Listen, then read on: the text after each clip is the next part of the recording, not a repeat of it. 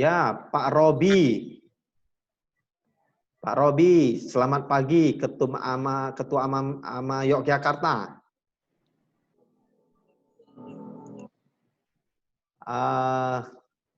Selamat pagi ya, Bapak Ibu semuanya yang sudah hadir di acara ini. Terima kasih sudah bersedia hadir. Ya, acara akan dimulai 10.05 pas.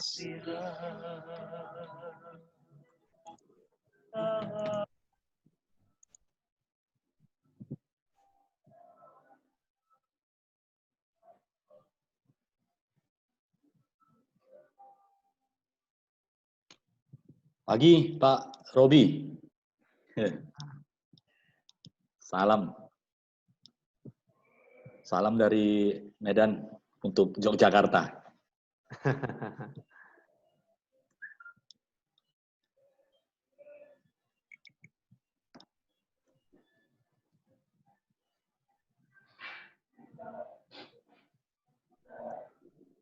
Pak Edi mungkin bisa di-unmute Pak Robi sebentar supaya Pak bisa. Robi ya, oke, Ya. oke. Pak Robi sebentar. Ya, selamat pagi. Ya, pagi Pak Robi. Ini mana nih masa dari AMA Yogyakarta? Hadir nggak hari ini? Gimana, Pak? Masa dari AMA Yogyakarta Oh, hari ini? sudah saya undang, cuma nanti saya akan cek, tapi belum pada masuk. Ya. Saya dapat salam dari Mas Yudis, dari Jogja. Oh iya, makasih Mas. Iya, kemarin baru aja ketemu Mas Yudis. Ya. Oh, baru ketemu. Iya. Kemarin Saya sempat dulu mampir ke Jogja. setahun ya. di sana. Oh iya. Ya. Di Kim Mangun Sarkoro. Ya, betul. Setahun lebih saya di sana. Iya. Oh iya. Tapi badan saya walaupun setahun hampir 2 tahun belum bisa kayak Mas Ade. Gitu ya. Bukan makin hari makin kering, makin hari makin basah. Makasih Mas. Ya, Pak Robi ini aktif ini buat webinar ya, seminggu sekali ya Pak ya. Ya, Mas Adera kan juga merupakan AMA speaker ya. Ya, beberapa kali pernah diundang. Iya. Masuk list sebagai narasumber AMA Indonesia. Ya. Oke, acara akan dimulai 2 menit lagi Bapak Ibu ya.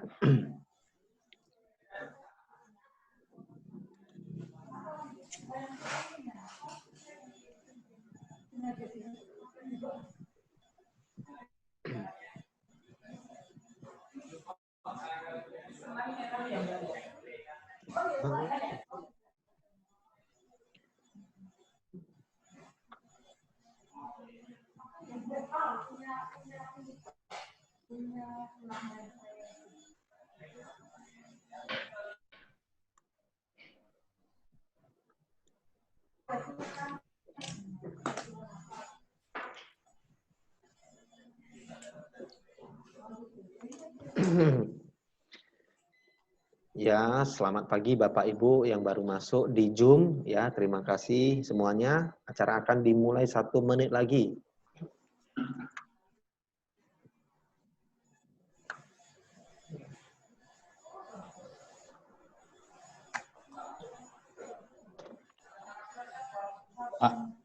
Mas Adirai. Ya, Pak. Mas, ini profilnya benar ya, Mas ya? Iya, betul. Oke, Ya. saya langsung buka Betul. dari YouTube aja ya. Baik, silakan. Terima Iya. kasih, Mas. Iya, silakan.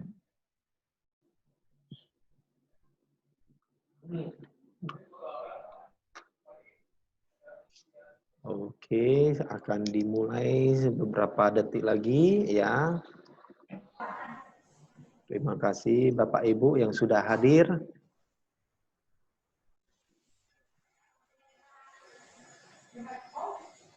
Acara ini akan diliput live oleh Tribun Medan dan Transvision ya.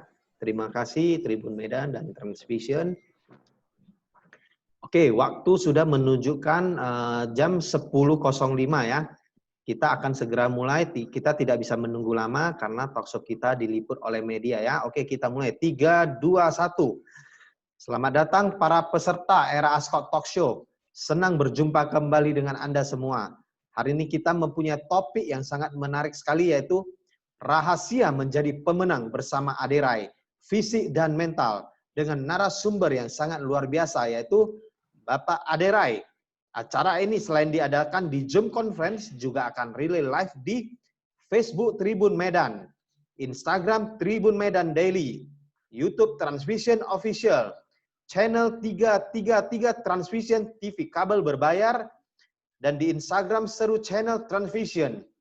Acara ini juga didukung penuh oleh AREBI, Asosiasi Real Estate Broker Indonesia, DPP dan DPD Sumut, CEO Business Forum Indonesia, CEO Indonesia, Tribun Medan, Transvision, Asosiasi Manajemen Indonesia dan Chapter Medan, Universitas Presiden, Jababeka TBK, Trend Development Center, Asensi, Asosiasi Lisensi Indonesia, dan Kuliner Medan.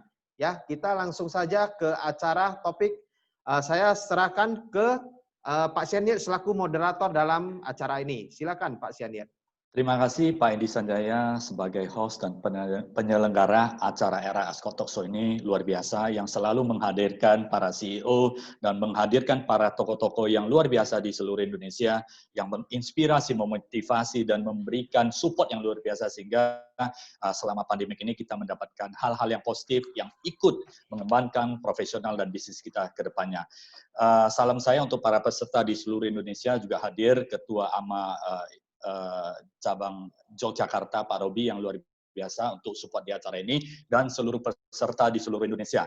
Nah, narasumber pagi hari ini adalah narasumber yang sangat luar biasa, seorang atlet juara nasional, juara internasional, yang bukan hanya sebagai atlet tetapi juga sebagai motivator, sebagai seniman yang atlet dengan natural, mengembangkan fisik secara natural, dan yang luar biasa adalah berhasil memotivasi seorang anak yang berusia belasan tahun yang dengan berat 193 kg dan berhasil menurunkan berat badannya menjadi 83 kg. Ini adalah sesuatu yang sangat luar biasa. Bukan hanya persiapan secara fisik, tetapi juga saya melihat ini adalah persiapan mental yang luar biasa sekali. Saya bisa katakan narasumber pagi hari ini adalah perfect, multi talenta, yang akan memberikan motivasi, inspirasi, dan pengetahuan bagi kita semuanya di pagi hari ini. Mari kita saksikan profil narasumber kita pagi hari ini yang luar biasa.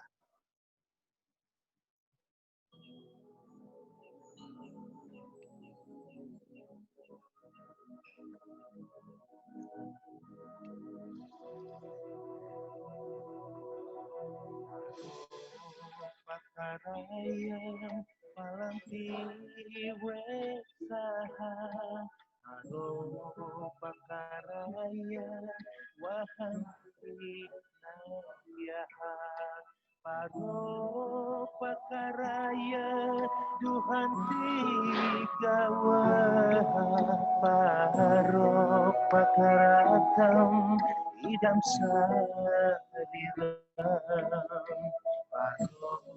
Pakaratam idam sadiram. Demi yang lain pepohonan berbuah, demi yang lain sungai mengalir, demi yang lain sapi memberi susu, dan demi yang lain hidup manusiamu. Demi yang lain hidup manusiamu. Oh Pakaraya halanti uksaha, oh Pakaraya wahanti tatyaha, pado Pakaraya buhanti gawa, pado Pakarartam idam sahiram Pakaraka idam sahiram demi yang lain pepohonan berbuah demi yang lain sungai mengalir demi yang lain sapi memberi susu dan demi yang lain hidup manusiamu demi yang lain hidup manusiamu.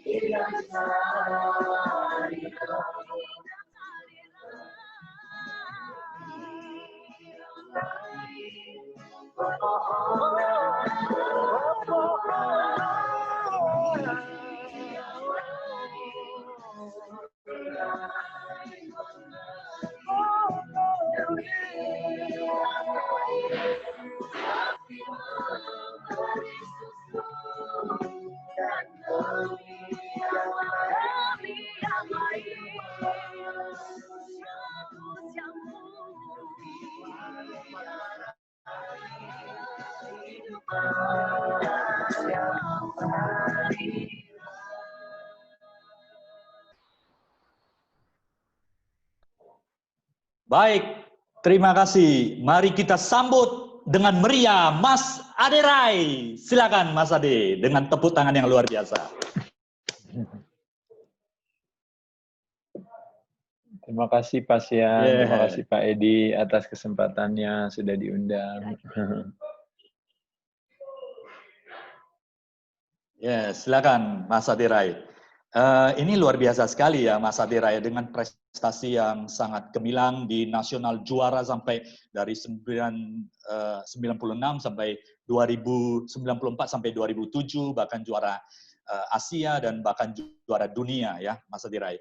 Tentunya ini bukan hanya persiapan fisik, tetapi ada mental juga. Nah, dari segi persiapan, skill and knowledge, pengetahuan dan kemudian keahlian untuk seorang mental juara ya. Kita tahu bahwa Mas Ade dulunya sebelum menjadi atlet binaraga juga adalah pemain bulu tangkis ya, Mas Ade ya.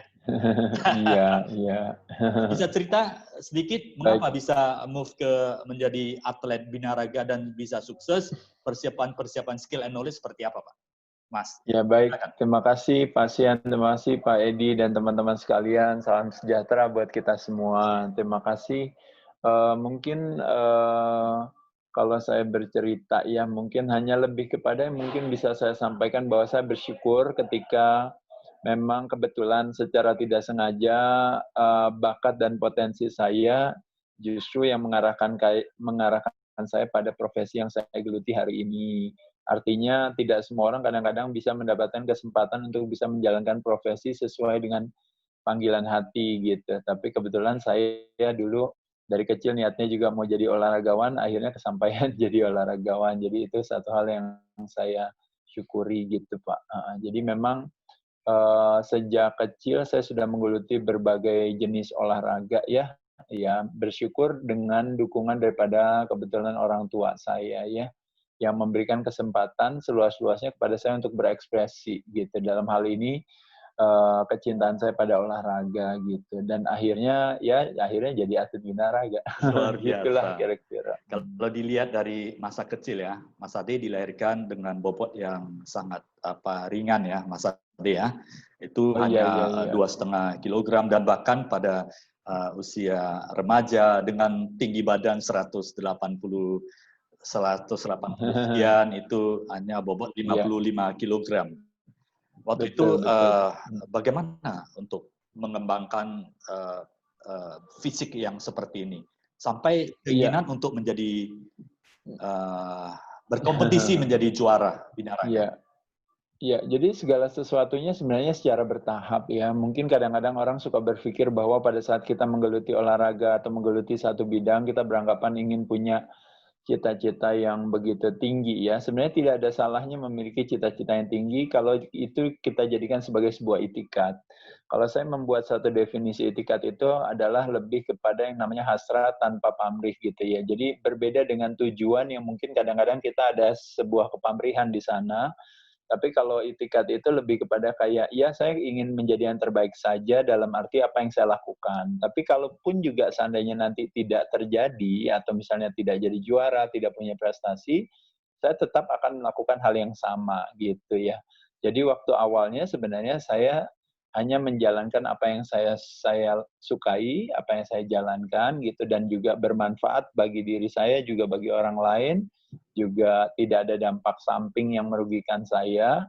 Kenapa tidak gitu, badan saya juga tambah sehat gitu, badan saya juga tambah bagus. Ternyata juga bonusnya adalah sebuah prestasi gitu. Tapi memang berawal itu waktu mulai itu memang sama sekali tidak ada kepikiran misalnya saya harus jadi juara dunia, itu sama sekali tidak ada gitu. Pikirannya hanya lebih kepada ya dari kurus ingin lebih tegap atau ingin lebih atletis. Dari atletis akhirnya mungkin ya kepengen mungkin lebih baik lagi, terus aja menerus gitu sampai akhirnya ikut dalam sebuah kejuaraan pun juga hanya sekedar ingin mau punya performa yang baik dalam sebuah pertandingan, dan ternyata akhirnya bisa jadi juara di sebuah pertandingan. Mungkin kenapa nggak saya mencoba berprestasi lagi di tingkat yang lebih tinggi lagi, terus menerus mulai dari tingkat daerah, wilayah, lalu daerah, lalu akhirnya bisa nasional, lalu akhirnya bisa Asia, lalu bisa dunia. Saya rasa semuanya bertahap saja gitu. Tapi saya bersyukur dalam menjalankan proses ini, saya jalankan dengan senang hati karena mungkin kebetulan memang ini kecintaan saya gitu di olahraga. Jadi tidak ada satu keterpaksaan atau kesusahan. Makanya kenapa saya sering mengatakan bahwa definisi sehat itu sebenarnya adalah bersahabat dengan pertemanan hati, sakit bersahabat dengan perlawanan hati. Lebih kepada bahwa dalam segala hal, kalau kita berbicara yang namanya nuansa sehat itu pasti biasanya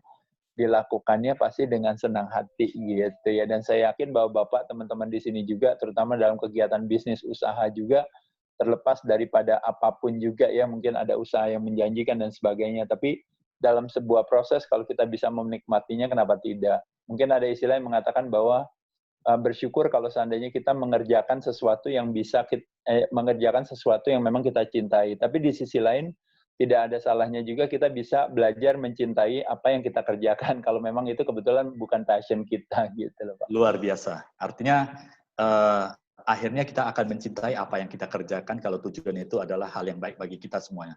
Mas Adirai, apa yang menjadi menginspirasi Mas Adirai? Ya, katakanlah pada awal adalah ingin memiliki badan yang lebih tegap, yang lebih kekar, supaya lebih sehat gitu. Sebelumnya pernah melihat atau ada katakanlah seorang yang sangat menginspirasi seperti juara Mr. Olympia ya, kalau di internasional itu yang very favorite, very famous itu adalah Mr. Olympia. Di antara beberapa juara Mr. Olympia seperti Arnold Schwarzenegger, dan kemudian ada Ronnie Coleman, dan kemudian ada beberapa ya saya sih sebenarnya enggak. Siapa yang menjadi favorit dari Mas Adi? Biasanya sih sebenarnya justru nggak berpikir ke sana sih sebenarnya. Oke, Sama oke. sekali, justru kalau idola saya malah lebih kepada mungkin kayak Bruce Lee, kayak Muhammad Ali gitu, Oh kayak iya. Michael Jordan mungkin, atau Evander Holyfield gitu ya. Jadi lebih kepada saya ingin menjadi seorang atlet yang baik aja. Kebetulan memang kalau di bidang saya di binaraga, kebetulan memang ada karir-karir tertentu gitu ya. Nah kebetulan saya menjadi juara dunia di organisasi natural alami. Nah, saya tidak bisa masuk ke Olimpia karena memang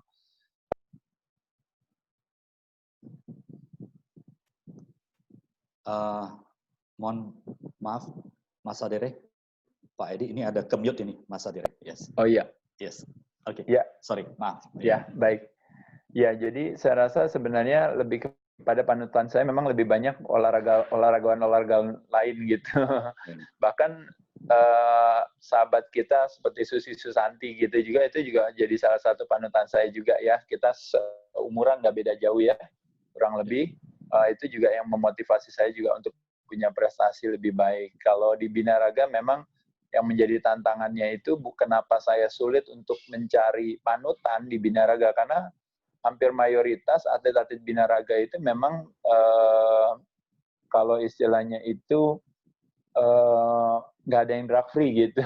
Ya mereka hampir rata-rata sebagian besar memang kalau kejuaraan-kejuaraan itu non drug tested competition gitu ya. Jadi sedangkan saya pribadi, saya merasa kalau istilahnya itu saya membayangkan seorang pelukis menggunakan kanvas sebagai media untuk mengekspresikan karya seninya, seorang pematung menggunakan kayu sebagai media atau batu sebagai media untuk mengekspresikan karya seninya.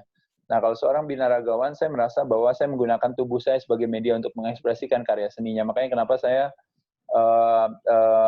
melihat diri saya atau profesi saya sebagai seorang budayawan fisik gitu ya, atau yang dikenal dengan physical kulturis gitu ya, itu adalah saya berbudaya melalui fisik saya. Nah, membayangkan ketika saya menyalahgunakan obat dengan menggunakan anabolic steroids, growth hormone, dan performance enhancer lainnya, saya rasa nilai seninya itu menjadi turun. Makanya kenapa ada istilah orang bilang, kamu bukan hanya seorang olahragawan, kamu bukan hanya seorang pembelajar, tapi kamu juga seorang seniman. Nah, mungkin hal itulah yang saya lakukan gitu. Jadi kalau kejuaraan-kejuaraan itu hanya lebih kepada sebuah konfirmasi sih sesungguhnya dari seorang atlet yang menggunakan piala, medali, titel, gelar sebagai sebuah simbol gitu ya. Jadi bukan sesuatu yang menarik sebenarnya dari dulu buat saya gitu ya. Tapi yang saya suka hanya lebih kepada bagaimana saya bisa mengembangkan diri saya. Saya anak yang tadi Pak Sian katakan, saya lahirnya aja cuma 2,5 kilo. Waktu saya umur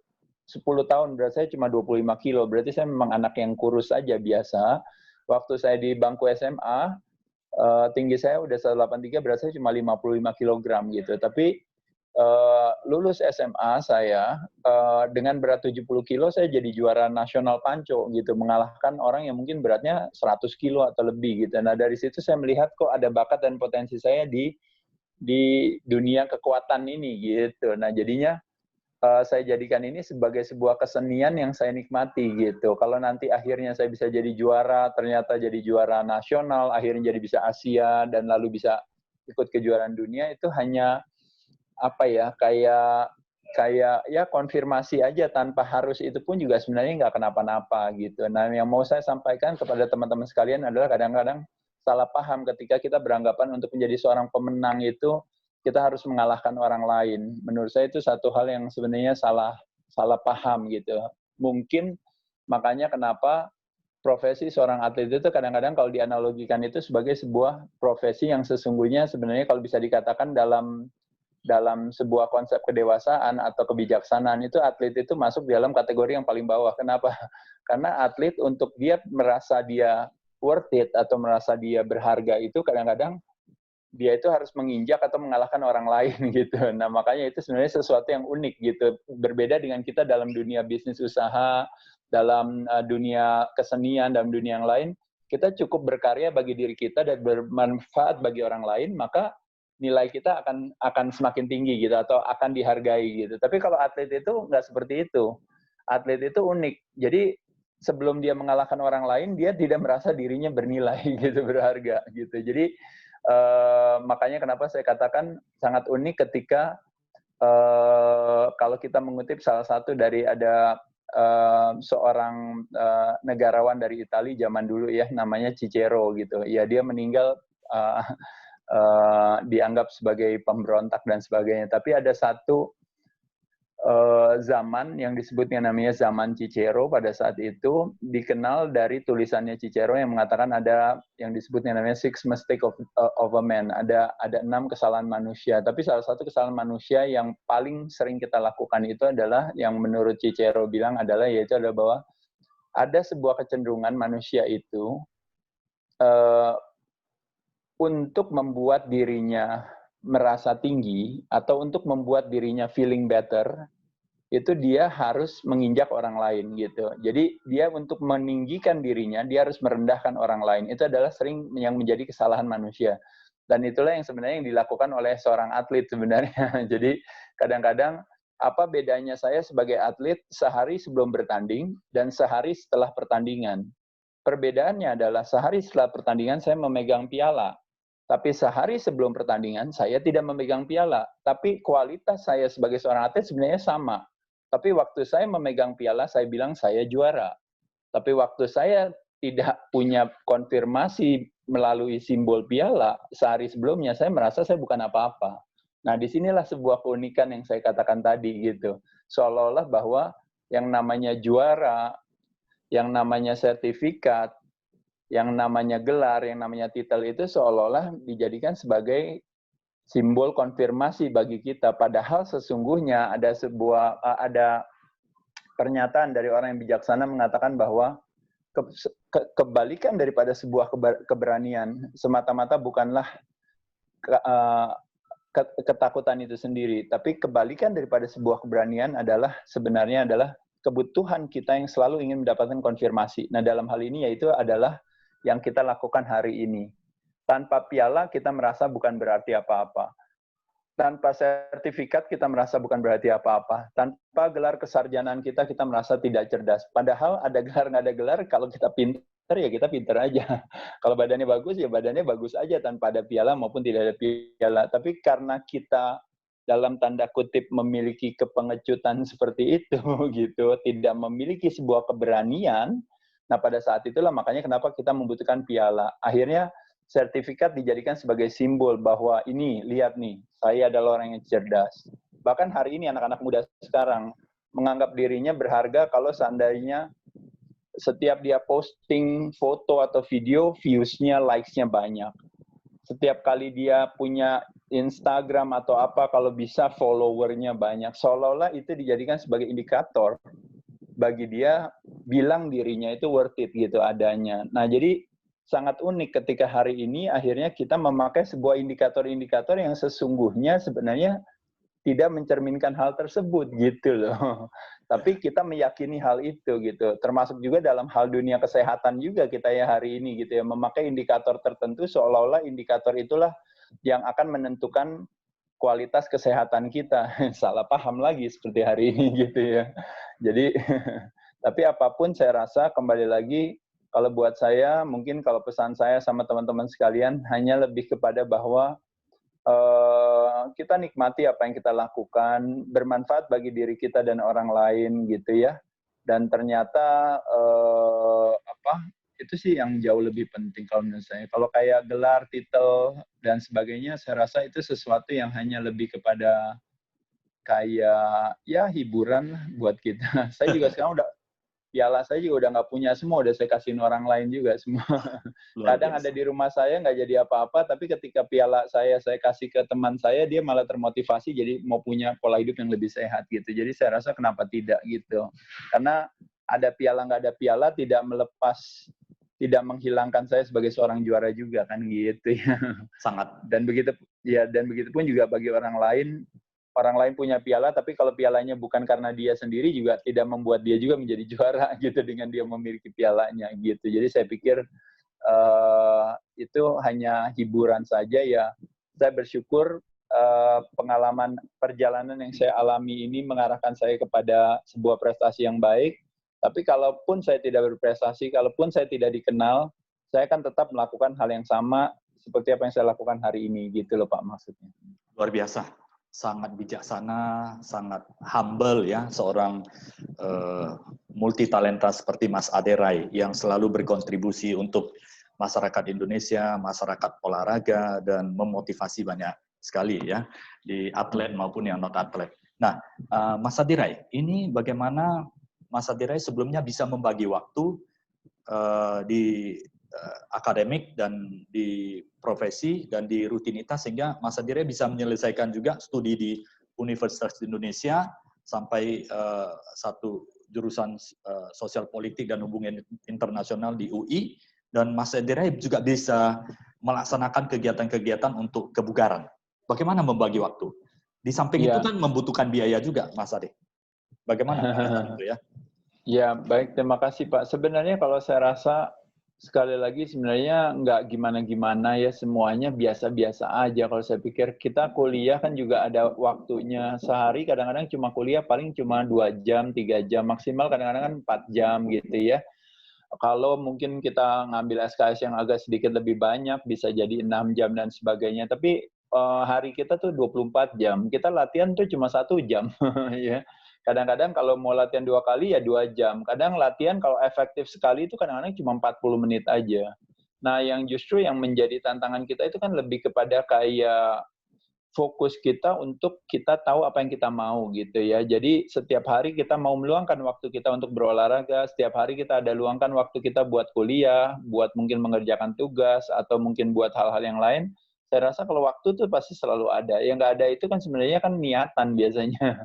Niatnya yang nggak ada gitu. Kita kadang-kadang nonton TV aja, melakukan sesuatu hal yang sederhana yang kalau saya mengutip daripada salah satu tulisan daripada Stephen Covey, Seven Habits of Highly Effective People, kalau kita berbicara yang namanya habit yang nomor 3, kalau kita berbicara yang namanya first thing first gitu ya, itu kita bisa melihat hampir kecenderungan yang kita lakukan memang mostly are yang nggak terlalu urgent atau seolah-olah urgent, tapi mostly not important gitu. Nah, sedangkan yang kita lakukan hari ini, saya berterima kasih pada Pak Edi, pada Pak Sian, pada teman-teman sekalian di era Ascot ini, adalah kita membuat sesuatu yang bisa dikatakan yang disebut dengan namanya kuadran 2 itu tadi ya, yang dikatakan oleh Dr. Stephen Covey, yaitu adalah bahwa seolah-olah ini bukan sesuatu yang urgen yang harus kita pelajari, apa yang harus kita luangkan waktunya gitu, tapi yang kita bicarakan hari ini adalah sesuatu yang penting yang bisa menjadi sebuah pembelajaran bagi banyak orang gitu. Jadi saya pikir menyenangkan kalau seandainya waktu kita sehari-hari bisa kita berada di dalam kuadran 2 itu ketika sesuatu yang terlihat tidak urgent tapi yang important tetap kita lakukan. Makanya itu yang dikenal dengan yang saya sebut dengan namanya investasi. Jadi investasi kadang-kadang orang dalam hal keuangan sudah paham lah ya, sudah ngerti dan sudah fasih sekali. Tapi kadang-kadang kita lupa dalam berinvestasi dalam hal kesehatan, kita lupa dalam hal pendidikan, kita lupa dalam hal pertumbuhan dan perkembangan, kita lupa berinvestasi. Jadi saya rasa kenapa tidak gitu, dan waktunya itu selalu ada. Jadi kalau saya dibilang waktunya nggak ada, kuliahnya juga kan nggak gimana-gimana juga gitu ya. Saya rasa ya kuliah itu adalah sesuatu kewajiban kita terhadap orang tua dan juga terhadap diri kita sendiri, ya bisa diselesaikan. Di sisi lain, saya bersyukur kebetulan memang olahraga saya nggak membutuhkan latihannya yang harus kayak misalnya harus 6 jam, 7 jam sehari, itu tidak gitu. Mungkin ada olahraga-olahraga tertentu yang mungkin mensyaratkan ya kayak waktu yang sebegitu banyak. Tapi kalau saya kebetulan tidak gitu. Kalau bodybuilding itu kita satu sesi latihan itu kurang lebih 1 jam itu udah bagus. Nah, kita bisa latihan sehari 2 kali aja double split udah bagus, apalagi bisa triple split gitu ya. Ya oke aja gitu. Tapi itu pun juga 5 days a week, 5 Senin sampai Jumat, Sabtu Minggu weekend kadang kita istirahat. Jadi kalau menurut saya tidak ada alasan untuk bilang atau punya alasan cerdas untuk bilang bahwa iya waktunya nggak ada dan sebagainya. Saya rasa kalau kita memang mau luangkan waktu selalu ada. Bahkan teman-teman sekalian sekarang udah jadi pengusaha yang handal, sibuk ya kerja di sana sini. Tapi kembali lagi, kadang bilang olahraga suka nggak ada waktu ya. Kadang-kadang membuat satu alasan cerdas dengan mengatakan bahwa ya kebetulan saya mesti nganter istri saya ke kantor, makanya saya tidak bisa berolahraga, waktunya nggak ada, karena saya adalah suami yang baik. Saya tidak bisa berolahraga karena mesti mengantar anak ke sekolah, saya adalah bapak yang baik. saya tidak bisa olahraga karena saya banyak tugas di kantor, saya adalah karyawan yang baik, dan seterusnya. Kita membuat satu alasan-alasan cerdas, yang nanti justru hanya yang kita pertahankan lebih kepada kesengsaraan dan kesakitan kita. Tapi pada saat kita berinvestasi, kalau olahraga, bahkan berdasarkan penelitian yang saya lakukan kecil-kecilan sendiri, saya melihat waktu berolahraga yang hanya cuma 30 menit kali 3 seminggu, itu tuh nggak lebih dari cuma 1,19% daripada waktu kita. Jadi 2% aja nggak ada gitu dari 24 jam waktunya gitu. Jadi menurut saya nggak ada alasan gitu. Jadi atlet aja nggak membutuhkan waktu 50% juga. Jadi atlet itu paling cuma butuh waktu mungkin cuma 10%-nya, bahkan mungkin paling banter boleh lah kalau sampai 20%. Tapi saya rasa jadi waktu tuh selalu ada. Yang nggak ada itu biasanya motivasi dan niatan. Ini menarik sekali Mas Aderai. Ya, jika kita mau, artinya masih ada terbuka peluang kita untuk lebih berhasil lagi. Jika kita tidak mau, ya pintu itu sudah tertutup. Dan setelah Mas Aderai masih belajar banyak tentang mindset seperti Stephen R. Covey, The 7 Habits of Highly Effective People yang tadi dibahas tentang time management, ini luar biasa sekali. Mas Aderai, seberapa besar pengaruh mental atau inner motivasi kita terhadap kesuksesan kita ke depannya? Menurut pengalaman Mas Ade yang banyak memberikan pelatihan di bidang training, fitness, dan kemudian ini ada satu yang luar biasa sekali. Mas Ade mungkin harus cerita nih kepada para peserta di Zoom Live ini maupun di Tribun Medan yang dengan 800.000 lebih members, dan kemudian di Transvision Official banyak sekali yang ingin menyaksikan. Ini motivasi apa? Apakah ada sikap mental tertentu sehingga Mas Aderai bisa memberikan coach motivasi? Arya Permana yang saya lihat itu sudah sering masuk di TV nasional, dari berat 193 kg. Mau mandi aja juga kewalahan, mudah capek, dan wah, sangat luar biasa. Sekarang tinggal 83 kg. Apa yang Mas Ade lakukan pada Arya Permana? Mas Ade.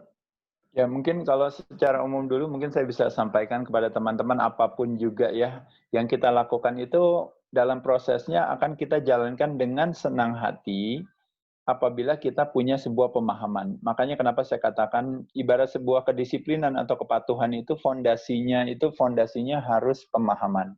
Karena ketika kita paham, maka disiplin atau yang namanya kepatuhan itu sendiri akhirnya hanya lebih kepada sebuah pemaknaan orang terhadap kita, seolah-olah dia bilang, oh iya itu si Mas Aderai itu disiplin loh, dia tiap hari olahraga, oh dia disiplin loh, setiap hari itu dia ngatur pola makan.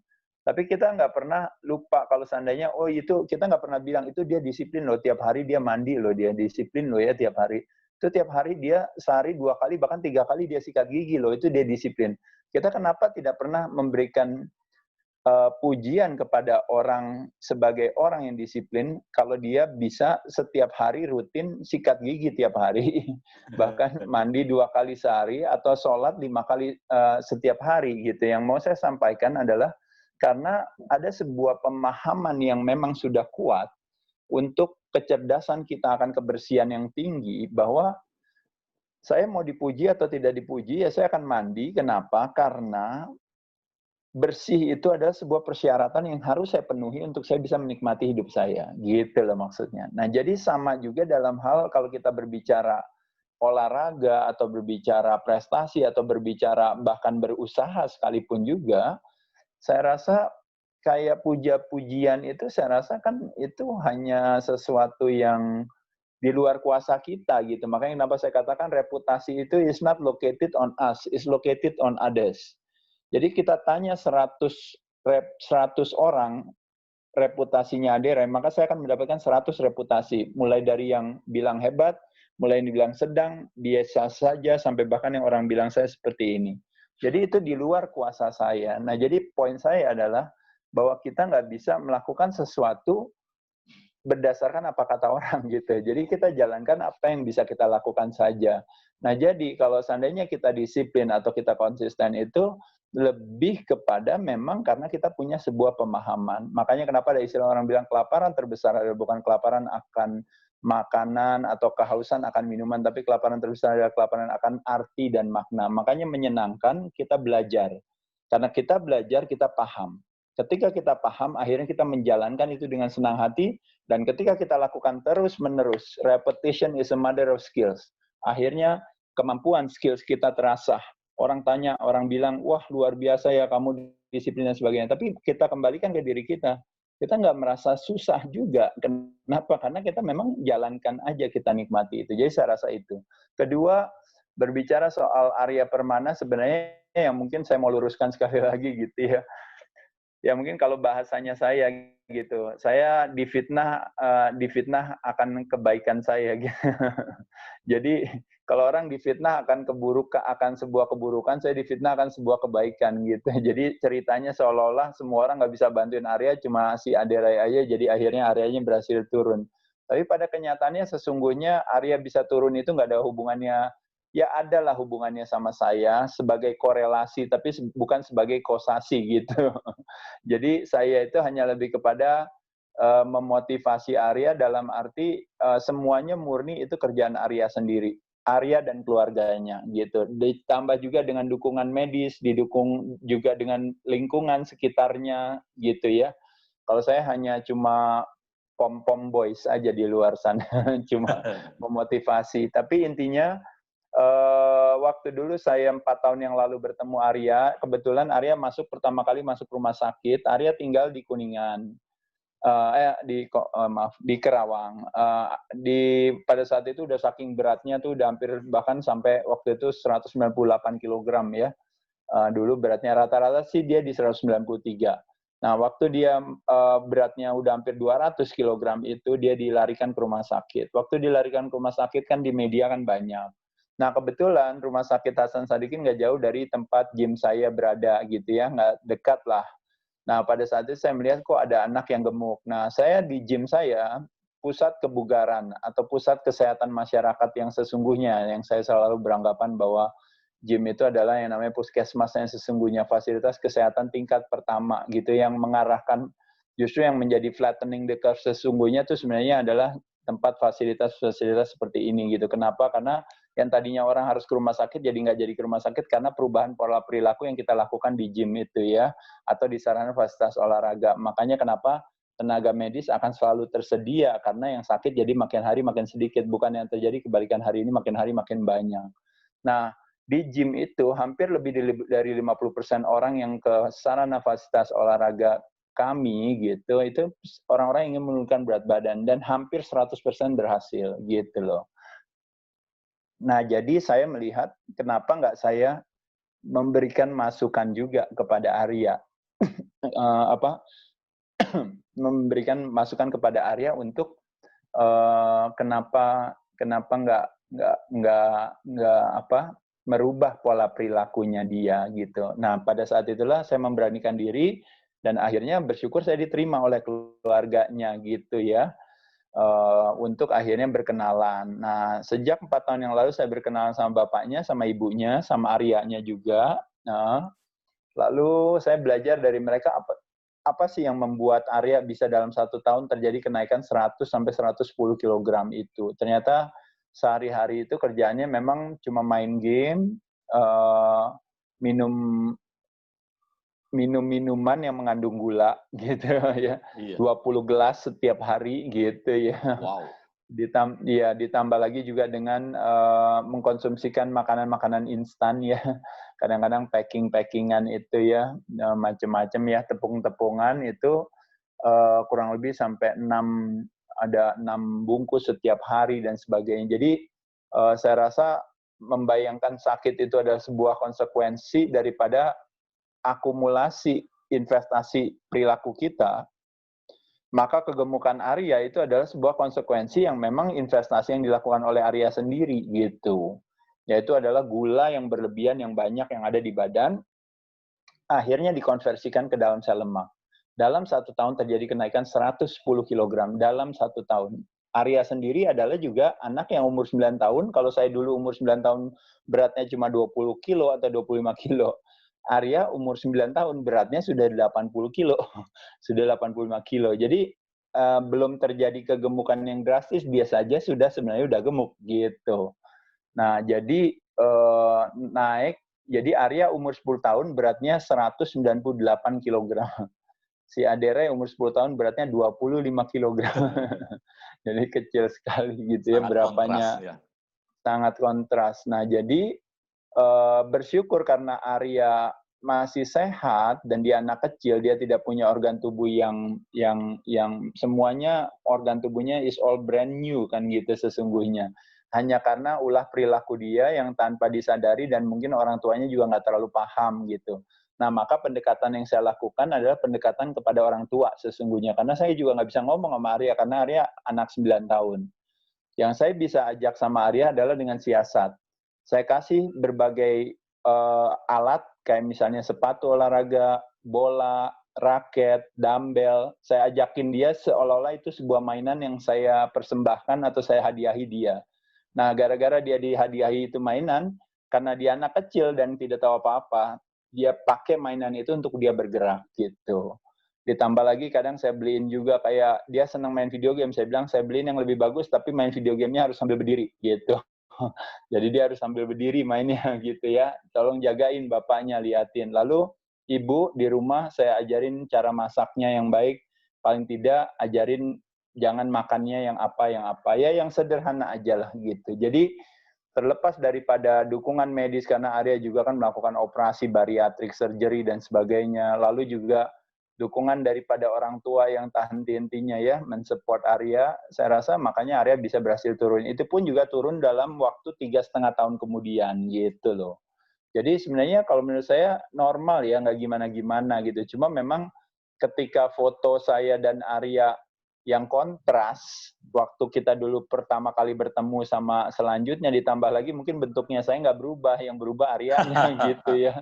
Jadi pada saat itulah akhirnya menjadi semakin kontras lagi gitu, akhirnya menjadi viral dan sebagainya. Jadi seolah-olah saya yang difitnah dan dituduh yang membuat Arya akhirnya jadi berhasil ini ya. Padahal Arya turunnya pun juga bertahap sesungguhnya gitu ya. Cuma orang juga udah lupa kadang-kadang sama Arya ya, karena udah hampir 4 tahun gitu loh ya. Jadi saya pikir saya tidak mau mengambil kredit daripada keberhasilan Arya, apalagi orang bilang karena saya. Saya bersyukur, terima kasih banyak orang yang memberikan penghargaan saya karena apa yang saya lakukan sama Arya, tapi kalau saya boleh jujur, semua penghargaannya saya berikan kepada Arya dan keluarganya, karena mereka lah yang sesungguhnya yang menjalankan itu gitu. Jadi kalau saya emang cuma nggak ngapa-ngapain, paling telepon-teleponan aja sama bapaknya tiap hari, itu aja. Luar biasa. Jadi teman-teman sahabat bisnis profesional dan sahabat Era Ascot dimanapun baik di live maupun di Zoom live ini, ya silakan bagi para peserta yang ingin melihat bagaimana perkembangan Arya dari 193 kg menjadi 83 kg ini adalah sesuatu effort yang luar biasa. Walaupun Mas Ade mengatakan itu bukan kredit dari Mas Ade, tapi at least ada support secara mental motivation yang diberikan oleh Mas Ade, ya Mas Ade. Iya. Nah, Iya. Mas Ade ini luar biasa dari 193 menjadi 83 kg dan di fitness center dan Adirai fitness dan gym berhasil menurunkan hampir 100% menurunkan berat badan menjadi berat badan ideal. Nah, itu ada pengaruh apa, Mas Ade? Karena kita tahu bahwa untuk menurunkan 10 kg saja kadang-kadang itu effortnya sangat luar biasa sekali karena ada ketidakkonsistensi antara apa yang kita pikirkan dengan apa yang kita lakukan seperti itu. Pikiran ini kan maunya saya maunya ini dan sebagainya. Dan kemudian yang terjadi adalah actionnya berbeda. Yang actionnya berbeda artinya tidak linear dengan apa yang kita targetkan. Bagaimana membuat ini? Tentunya Mas Adi ada satu konsep secara mental, secara pikiran, bagaimana bridging antara pikiran dengan tubuh kita, dengan fisik kita, supaya ini menjadi linear dan disiplin dan melaksanakan secara konsistensi dan saya melanjutkan apa yang disampaikan oleh Mas Ade, menjadi repetition is the mother of skill. Jadi dilakukan secara berulang-ulang sehingga jadilah menjadi yang kita inginkan. Nah, untuk teman-teman yang ingin bertanya melalui live dari Trimo Medan dan Transvision bisa SMS ke 0811 6209 Saya ulangi, 0811620908. Bisa langsung bertanya pada Mas Aderai. Silakan Mas Aderai. Ini kesulitan. Saya melihat ini banyak sekali. Itu bukan hanya atlet, ya gym, ya kemudian pebisnis juga sama, marketing, sales, profesional juga menghadapi masalah yang sama. Banyak di dunia ini yang kepengen sukses, tapi yang berhasil mewujudkan secara physically itu a little bit difficult, kesulitan. Bagaimana Mas Ade? Ini luar biasa ini. Saya bisa belajar dari menurunkan berat badan yang tingkat keberhasilan sampai hampir 100%. Sharing sedikit, Mas Ade. Ya, jadi kalau saya rasa masalahnya kalau sebenarnya saya akan jawab yang dikatakan oleh pasien, saya akan jawab selanjutnya ya. Tapi yang pertama dulu saya hanya akan menjawab bahwa kalau berbicara ilmu pasti gitu atau ilmu matematika gitu Pak. Jadi 1 tambah 1 sama dengan 2 sebenarnya itu udah pasti. Jadi kalau ada orang bilang saya mau turunin berat badan, ibarat saya kasih sebuah rumus, dia pasti akan turun beratnya gitu, nggak bisa enggak gitu. Makanya kenapa saya katakan tadi, hampir rate of success-nya itu pasti akan tinggi. Selama memang dia mau menjalankan aja. Kalau dia nggak jalankan, ya nggak terjadi memang. Tapi kalau dia mau menjalankan, dia pasti akan mendapatkan hasilnya. Nah, untuk dia mau menjalankan, yang justru menjadi PR bagi saya itu adalah menggali pemahaman tersebut gitu. Jadi, saya akan mengajak dia untuk punya satu, ibarat dia bisa ikut di dalam sendal paham saya gitu. Untuk bilang bahwa ibaratnya kita bisa loh lakukan ini tuh dengan senang hati, dengan menyenangkan, bukan dengan kesusahan. Makanya kenapa saya katakan sehat bersahabat dengan perlawanan hati, sakit bersahabat dengan perlawanan hati. Ketika terjadi sebuah resistensi hati, kalau dalam arti kita berbicara bahasa Inggrisnya penyakit itu kan dis itu artinya tidak, itu tidak nyaman. Jadi ketidaknyamanan. Makanya kenapa kalau kita berbicara roda daripada yang namanya tubuh itu ada namanya badan, ada namanya pikiran, ada yang namanya emosi, dan ada yang namanya life energy. Jadi itu semuanya juga harus seimbang gitu, karena 4 itu menjadi sesuatu yang penting. Begitupun juga dengan kalau kita memakai definisi institusi kesehatan dunia, sehat adalah tidak hanya badannya sehat, tapi juga mentalnya sehat, sosialnya sehat, ekonominya sehat. Makanya kenapa hari ini, kenapa banyak korban yang semakin tinggi, karena kita mematahkan 3 roda itu dengan mengharapkan hanya mengandalkan si satu saja. Apalagi satu pun juga tidak dikelola dengan protokol sehat, proteksi dari dalam, tapi malah protokol sehat, proteksi dari luarnya yang lebih penting gitu ya. Hanya cukup dengan melakukan pakai masker, jaga jarak, dan cuci tangan, seolah-olah kita akan menyelesaikan akar permasalahannya. Tapi sesungguhnya proteksi luar bisa dilakukan, tapi proteksi dalam yang harus dikerjakan yang menjadi PR-nya yaitu adalah dengan cara perubahan perilaku. Yang tadi nggak rajin olahraga jadi lebih rajin olahraga, yang tadinya merokok kurangi merokok, yang tadinya nggak makan sayur, yang tadinya kurang dekat dengan alam, yang tadinya kurang istirahat lebih cukup, dan sebagainya. Ditambah yang terjadi hari ini, economic illness, social illness, mental illness. Jadi bagaimana kita mengharapkan orang bisa sehat gitu. Jadi sebuah keunikan ketika hari ini, sebuah kebijakan namanya kebijakan kesehatan dunia, tapi semuanya eksekusinya mengarahkan kita pada kesakitan. Nah, makanya kenapa itu yang selalu harus dievaluasi. Nah, jadi sekali lagi yang mau saya sampaikan lebih kepada pemahaman sebenarnya yang harus dijelaskan kepada orang. Untuk saya mungkin satu kata yang bisa saya sampaikan, apa yang kita fokuskan, di sana tenaga kita tersalurkan. Orang yang gemuk, dia kan saya tanya, maunya apa? Dia maunya turunin berat badan. Yang dia nggak mau apa? Gemuk gitu. Kalau yang dia nggak mau adalah gemuk, yang dia mau adalah kurus atau langsing. Nah, sekarang saya tanya, apa yang kita fokuskan di sana tenaga kita tersalurkan. Kalau kita berfokus tidak mau gemuk, maka gemuklah yang terjadi. Kenapa saya katakan begitu?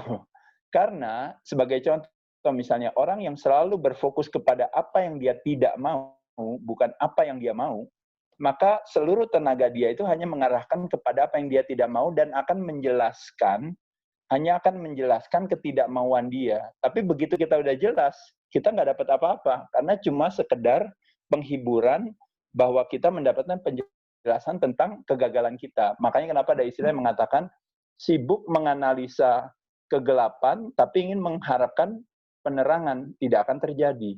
Sibuk menganalisa kekalahan, tapi menginginkan kemenangan, tidak akan terjadi. Sibuk menganalisa kegagalan, tapi ingin mendapatkan kesuksesan, itu tidak akan terjadi. Kenapa? Karena di satu sisi kalau kita sibuk menganalisa kegagalan, kekalahan, atau kesedihan, atau bahkan kesakitan, itu boleh aja, nggak ada masalah. Tapi fokus kita, tenaga harus lebih kepada apa yang kita mau. Jadi sekali lagi, kalau orang tanya, pertanyaan kita itu adalah sebenarnya, makanya kenapa orang bilang kualitas diri kita adalah kualitas pertanyaan kita. Jadi ketika kita bertanya sama diri kita, kenapa ya saya gemuk? Apa yang membuat saya gemuk? Dan seterusnya, silahkan saja. Kita hanya akan mendapatkan jawaban-jawaban penghiburan. Atau yang dikenal yang namanya solace gitu ya. Tapi ketika kita bilang, apa yang bisa saya lakukan untuk membuat saya kurus? Apa yang bisa saya lakukan untuk membuat saya langsing? Maka pada saat itu akan terjadilah berbagai jawaban-jawaban yang nanti dari jawaban sini akan ada jawaban lagi, akan ada jawaban lagi. Itu yang disebut namanya intrapersonal komunikasi yang akhirnya akan mengarahkan kepada motivasi yang mengarahkan kepada apa yang kita mau. Nah jadinya makanya saya tinggal mengajak aja teman-teman saya, udah nggak usah ngebahas.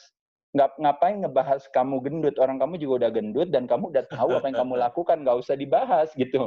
Setiap hari juga kamu udah tahu kamu lakukan, nggak perlu, nggak kenapa-napa. Sekarang pertanyaannya adalah, apa yang bisa saya lakukan untuk membuat saya langsing gitu. Nah jadi mungkin persis seperti waktu dulu saya juga punya usaha kan sama Pak. Kenapa ya gym saya nggak laku ya? Kenapa gym saya sepi ya? Terus aja saya bahas itu nggak kelar-kelar. Tapi ketika saya bilang, apa yang bisa saya lakukan untuk membuat gym saya rame? Nah pada saat itulah segala kreativitas itu akan ada gitu jawabannya. Oh kenapa nggak buat ini? Kenapa nggak bikin ini? Kenapa nggak saya improve staff saya? Kenapa nggak saya coba perbaiki kebersihannya? Kenapa nggak saya perbaiki skill trainernya? Kenapa saya nggak coba komunikasi yang baik terhadap member dan seterusnya gitu. Jadi membuat orang kurus atau membuat orang untuk langsing dan membuat orang untuk sehat itu sebenarnya kita cuma hanya mengajak dia untuk merubah opsi cara pandang dia dalam melihat sesuatu. Makanya kenapa ada istilah yang mengatakan, Anda ingin merubah dunia, dunia nggak akan berubah buat kamu. Anda ingin merubah hidup kamu nggak akan berubah buat kamu. Tapi ketika Anda merubah cara pandang Anda terhadap dunia dan hidup kamu, maka mendadak seketika hidup dan dunia akan berubah. Hanya gara-gara opsi cara pandang yang berbeda. Jadi sudut pandangnya saja yang dirubah, Pak. Jadi mungkin itu yang saya bisa bilang kepada pasien tadi. Saya cuma mau bilang bahwa kadang-kadang saya hanya mindset-nya aja kepada teman-teman yang tadinya kepengen kurus itu tadi yang nggak berhasil gitu. Karena dia selalu sibuk hanya dengan menjelaskan bahwa dia punya begitu banyak ribuan, ratusan alasan cerdas untuk dia bilang bahwa iya Mas Ade, makanya kenapa saya gemuk seperti ini, soalnya saya kan harus ngerjain ini, harus itu. Saya bilang ya nggak ada masalah Pak. Cuma pertanyaan saya adalah, sekarang pertanyaannya adalah Bapak maunya yang mana gitu. Saya mau langsing. Oh mau ya Bapak langsing? Ya mau. Kalau Bapak mau langsing berarti mau nggak dikasih tahu caranya kan gitu. Makanya kenapa saya bilang hati-hati dengan pikiran kita. Kenapa?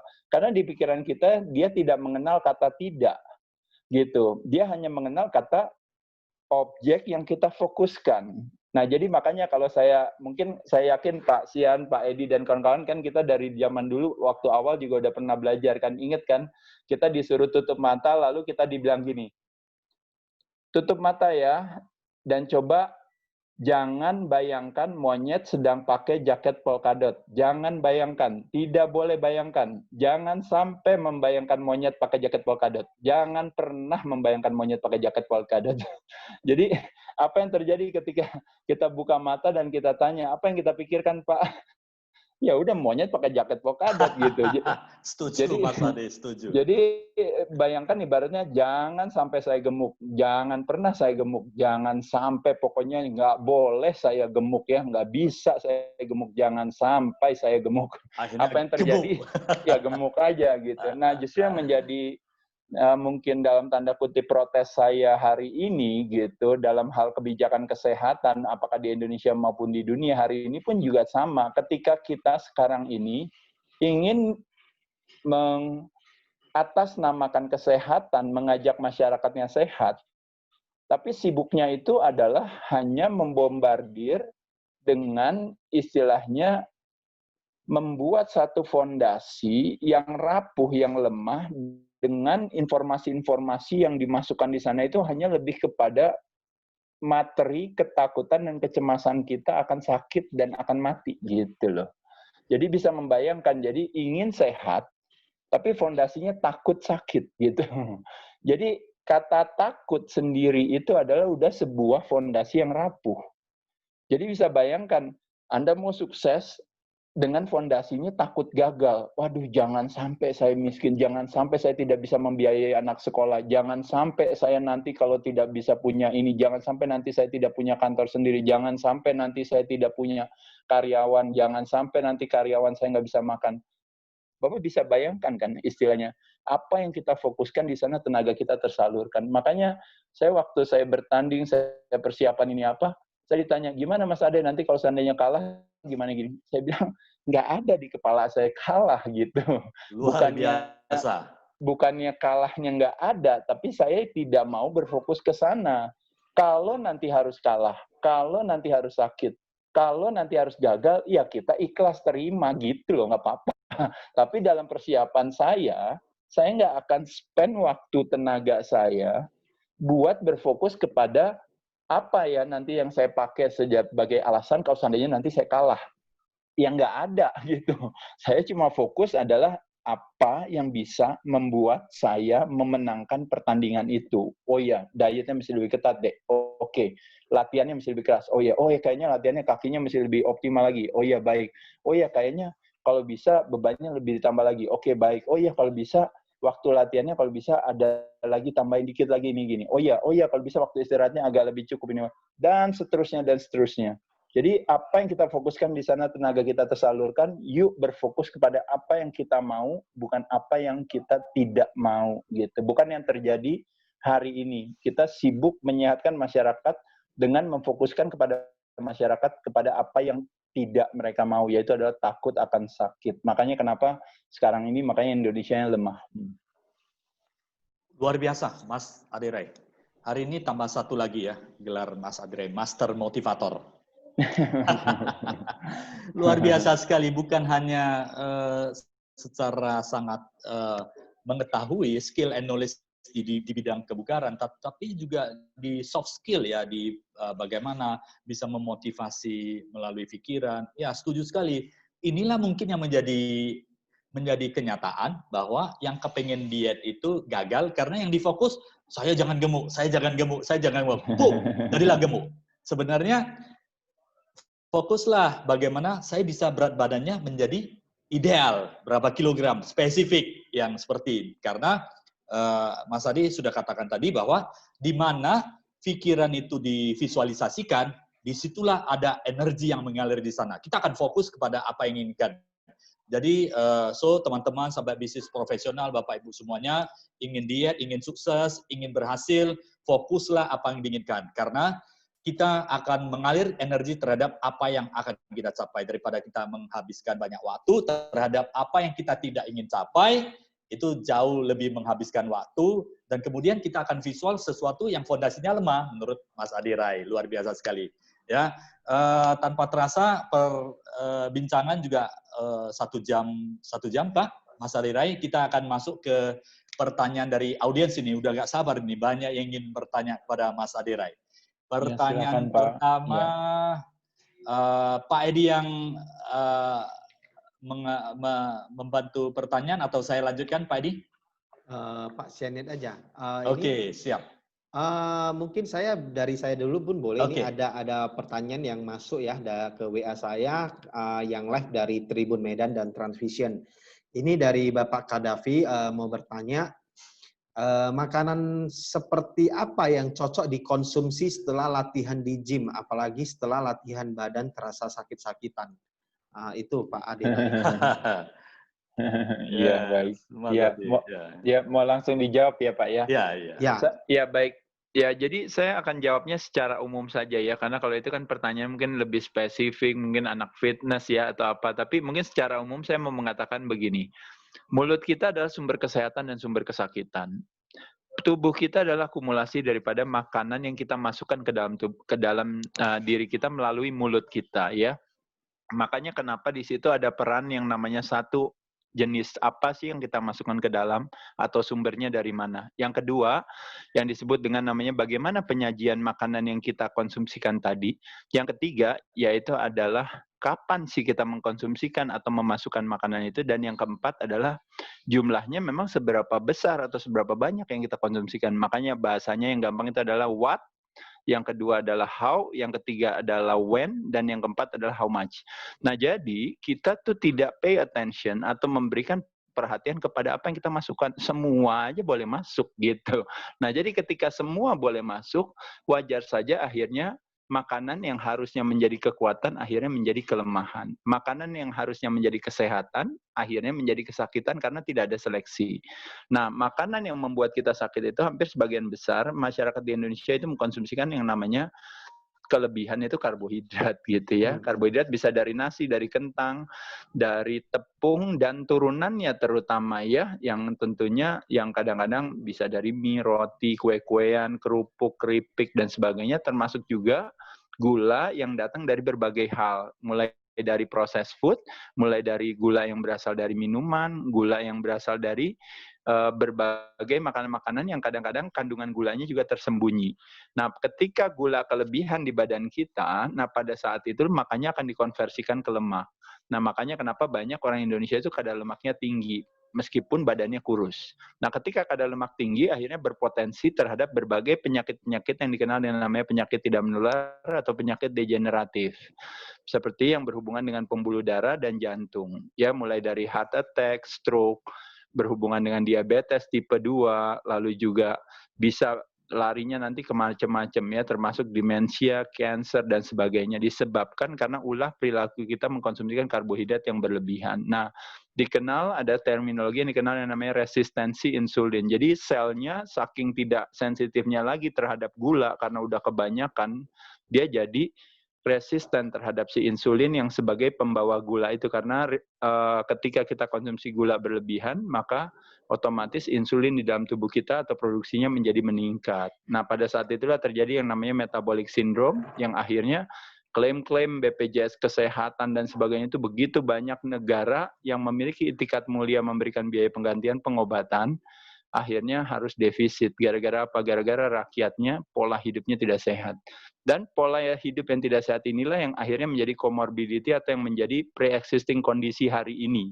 Ketika akhirnya penyakit infeksi yang sebenarnya nggak kenapa-napa, akhirnya menjadi seolah-olah berbahaya karena ulah perilaku kita yang tidak sehat sehingga menyebabkan kita menjadi tuan rumah yang baik bagi sebuah penyakit gitu. Nah, makanya kenapa perlu olahraga, mengatur pola makan. Habis olahraga apa sih yang dikonsumsikan? Sebenarnya sekali lagi seperti saya katakan tidak sesederhana itu, tapi pada intinya sebenarnya kita olahraga saja, tidak mengkonsumsikan apa-apa aja, sebenarnya selama kadar lemak di badan itu masih tinggi, itu sebenarnya bisa dipakai oleh badan kita untuk memberikan tenaga. Setelah kita olahraga, intinya kalau orang tanya makanan yang sehat itu apa sih yang bisa dikonsumsikan?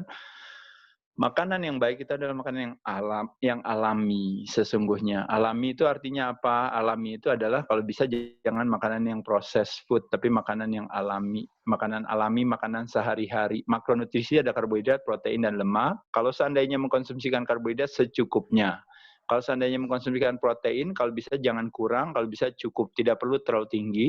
Dan sedangkan lemak, kita konsumsikan yang baik, yang sehat. Lemak yang alami, lemak yang sehat, rasio omega 3-nya harus lebih tinggi daripada omega 6-nya, karena omega 3 itu lebih kepada anti peradangan, sedangkan omega 6 lebih kepada pro peradangan.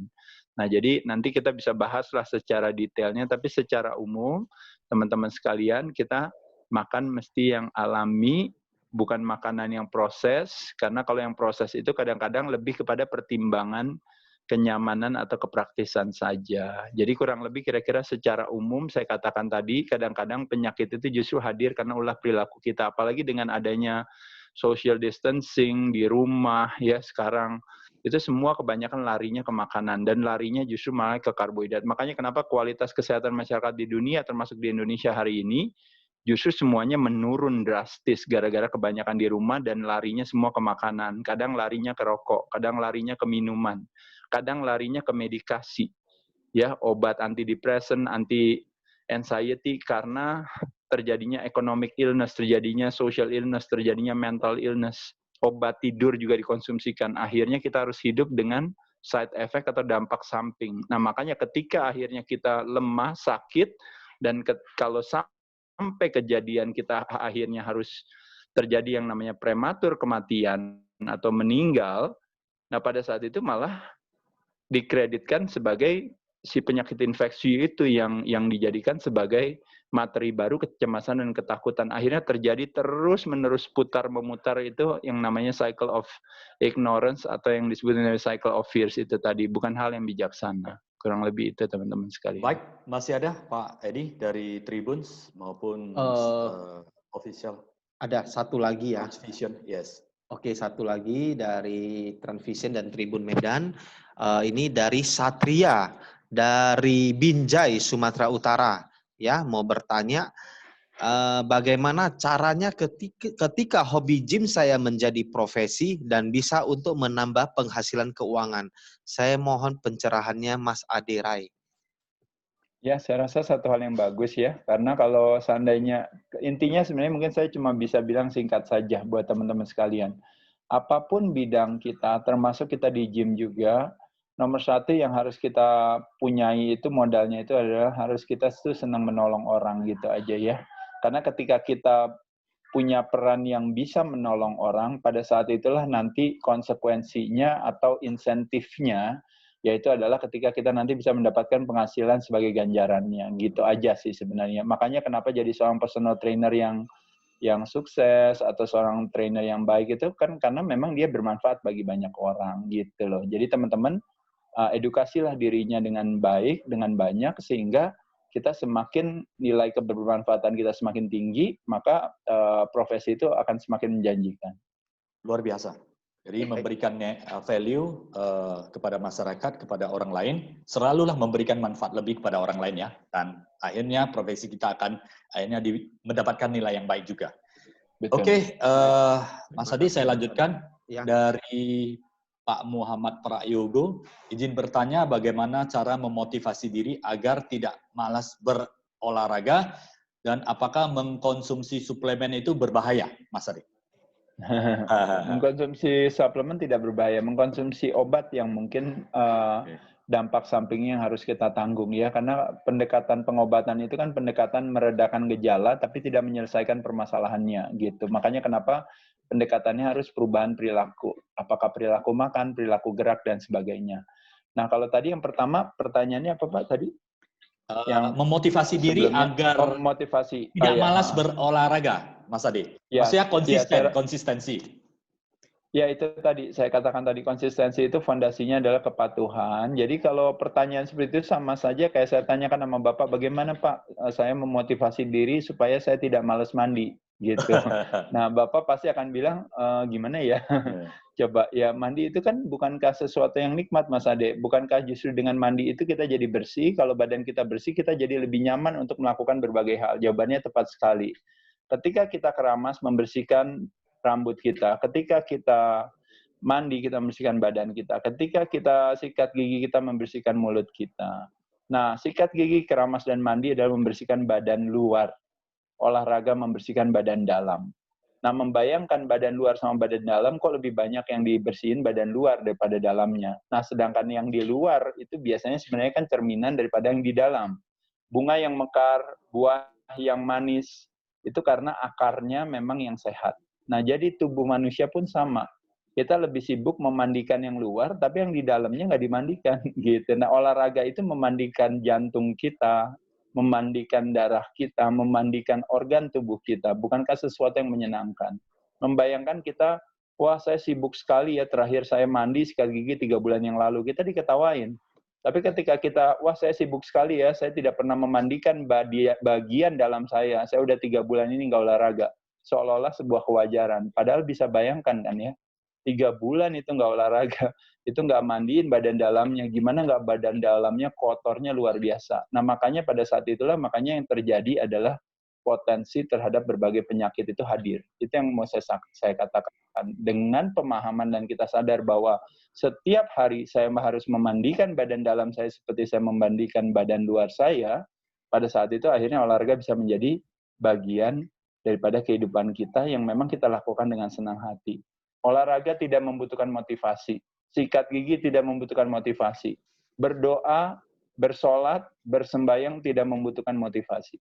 Jadi saya rasa sekali lagi olahraga dan diet tidak membutuhkan motivasi. Yang dibutuhkan hanya sebuah pemahaman karena apa yang kita lakukan memberikan kebermanfaatan dan kebaikan bagi diri kita. Luar biasa. Saya lanjut lagi. Ini dari Pak Robi Suharjo ya, Pak Robi Suharjo dari Yogyakarta, Ketua AMA Yogyakarta. Mas Ade, dengan usia yang terus bertambah, apakah kegiatan gym intensitasnya harus diturunkan? Beban dan repetisinya, Mas Ade. Nah, Mas Ade sendiri, kita melihat masih 50, udah hampir 51 tahun, tapi masa otot masih kekar. Ini bagaimana ini? Ya, makasih. Luar biasa. Mantap. Nanti boleh izin ya Mas Ade ya, nanti foto pose kekarnya Mas. Ya Mas Robi kan rajin olahraga juga ya Mas ya, saya rasa satu hal yang sangat baik, bagus juga. Dulu Mas pernah bergabung ya, maksudnya ke sebuah sarana fasilitas olahraga dan juga melakukan aktivitas kebugaran. Saya rasa itu satu hal yang baik Mas. Kenapa? Karena seperti saya katakan, yang justru yang membuat kita kadang-kadang orang bilang jadi awet muda, jadi kelihatannya badannya bisa tetap sehat dan sebagainya. Sebenarnya saya hanya menjelaskannya gampang aja Mas Robi, gini aja. Tubuh kita itu ibarat perusahaan punya 5 pemegang saham. Satu adalah air atau cairan, termasuk darah itu yang harus diseimbangkan. 2, organ tubuh yang harus disehatkan atau dipelihara, dikuatkan. Lalu yang ketiga yaitu adalah tulang harus dikuatkan kalau otot dikencangkan. Makanya kenapa disebut otot rangka. Jadi otot dikencangkan yang terangsang kekuatannya tulang. Makanya kenapa orang tua kadang-kadang diasosiasikan sebagai tulang yang lemah itu karena memang jumlah ototnya berkurang. Terutama sejak umur 30 tahun itu setiap tahun terjadi penurunan 1% otot rangkanya kita. Nah makanya kenapa Mas Robi jangan berhenti latihan pengencangan otot rangka. Jalanin terus. Justru kalau Mas tanya tadi, apakah semakin tua intensitasnya dikurangi? Kebalikannya, makin tua intensitasnya harus ditingkatkan gitu karena jumlah ototnya berkurang. Tapi secara performa bisa jadi kita menurun ya gitu ya. Ibarat kita pukulan kita waktu 20 tahun sama pukulan kita waktu 50 tahun mungkin kita pukulannya nggak sekeras waktu 20 tahun. Tapi bukan berarti kita melatih latihan pukulan kita justru malah dikurangi, tapi justru malah ditingkatkan supaya kenapa enggak kalau seandainya kita bisa punya kekuatan pukulan yang sama seperti waktu kita di 20 tahun. Jadi memang kalau ada istilah orang bilang bahaya terbesar itu adalah bukan ketika kita memiliki cita-cita yang tinggi dan kita tidak mampu meraihnya, tapi bahaya terbesar adalah ketika kita memiliki cita-cita yang rendah, itu yang kita yakini dan itu yang kita lakukan. Jadi dalam hal cita-cita kesehatan masyarakat di Indonesia itu rendah sekali. Seolah-olah begitu dia udah mulai 40 tahun, mulai kepala 5, dia bilang, waduh kayaknya saya nggak bisa ini, nggak mungkin ini, kayaknya saya mesti ini, mesti itu. Saya rasa itu semua salah paham. Justru kebalikannya, obat kita untuk sehat itu adalah justru dengan merubah perilaku, olahraganya lebih rajin, pengaturan pola makan harus jauh lebih baik hari ini dibandingkan dengan waktu kita masih lebih muda. Jadi saya rasa mungkin itu sih jawabannya, ya Pak. Kurang lebih itu. Atau Pak Robi ingin bertanya langsung kepada Mas Ade Ray lagi? Silakan. Cukup ya? Oke, terima kasih. Lanjut ke pertanyaan berikutnya, ini tentang mindset juga. Ini dari Pak Fahmi Effendi. Menurut Mas Ade, bagaimana tips agar tetap menjaga semangat? Ini yang pertanyaan sudah ditanyakan. Dan komitmen agar tetap stabil, tidak naik turun disebabkan oleh situasi dan kondisi yang terjadi. Terima kasih atas tanggapannya. Ini mau kepada mindset sih Pak. Nah, seberapa jauh, seberapa besar pengaruh antara pengetahuan, skill, dan mindset, Pak? Itu persentase kesuksesan berapa persen? Saya sebenarnya nggak punya satu rumusan itu harus berapa persen. Seperti kadang-kadang kita selalu punya mentalitas ibaratnya kayak pendekatan olahraga sama pendekatan makan bagusan mana gitu ya. Yes. Ibarat kalau kita bela diri itu bagaimana kalau serangan melalui tendangan itu berapa persen lebih bagus daripada pukulan gitu ya. Ya. Sebenarnya saya rasa semuanya saling berkaitan. Jadi makanya kenapa disebut dengan namanya kombinasi, variasi, rotasi. Kalau kita bisa pakai pukulan, sekali-sekali pakai pukulan. Bisa tendangan, bisa pakai siku, bisa pakai lutut gitu ya. Jadi saya rasa juga sama. Olahraga dijadikan kebiasaan kan akhirnya otomatis kan juga akan kita skillnya, intensitasnya, kebiasaan kita juga akan semakin baik ya. Ketika kita sudah beradaptasi, badan membutuhkan adaptasi baru, badan menjadi lebih kuat. Makanya kenapa kalau orang bilang olahraga itu terjadi yang namanya, kalau istilahnya, kita menciptakan stres, tapi physical stress, yaitu positif ya. Yang negatif itu kan emotional stress gitu ya. Jadi kalau physical stress itu kita menjadi lebih kuat dari sebelumnya. Persis kayak tulang patah lah. Ketika tulang kita patah, begitu dia pulih, dia tulangnya jadi tambah kuat. Otot ketika kita latihan pengencangan otot rangka, latihan beban, resistance training ya, otot itu seolah-olah dirusak, tapi pada saat itu dia akan menguatkan dirinya jadi lebih kuat lagi gitu. Jadi saya pikir sebenarnya kita bisa lakukan itu sebagai sesuatu yang biasa, jadikan bagian daripada hidup kita. Tapi di sisi lain mungkin yang dari tadi saya katakan kembali lagi Pak, memang fondasinya harus sebuah pemahaman. Karena olahraga itu adalah satu metode, esensinya sehat. Dan sehat itu bukan tujuan, sehat itu syarat. Untuk Bapak bisa sholat, harus sehat. Untuk Bapak bisa kerja, harus sehat. Untuk Bapak bisa bermain sama anak atau orang yang kita kasihi, harus sehat. Bahkan makanan yang enak itu, kalau kita mau nikmatin tuh harus sehat. Kalau kitanya nggak sehat, makanannya udah enak, kita bilang nggak enak. Jadi saya rasa sehat itu sebuah syarat, seperti halnya dengan bersih, seperti halnya dengan sejahtera dalam hal keuangan misalnya. Saya yakin juga itu kan sebuah syarat aja yang harus kita penuhi dan kita harus bersedia untuk menjalankan konsekuensinya gitu. Betul. Mas Ade, saya lanjut ke pertanyaan berikutnya. Ini dari Pak Prano. Mas Ade, kasus yang lagi ngetrend, itu ada banyak bikers meninggal pada saat olahraga. Sebenarnya berolahraga itu bolehkah pakai masker? Ini mungkin ini terlalu ini pemahamannya Mas Ade. Bagaimana? Ya, baik. Mungkin lebih ke teknis aja. Kadang-kadang kita sering melihat banyak kecelakaan terjadi di olahraga. Sebenarnya mirip kayak banyak kecelakaan terjadi di usaha. Bukan berarti ibaratnya, teman saya buka usaha bangkrut loh. Teman saya buka usaha akhirnya harus ngutang, akhirnya hidupnya jadi melarat.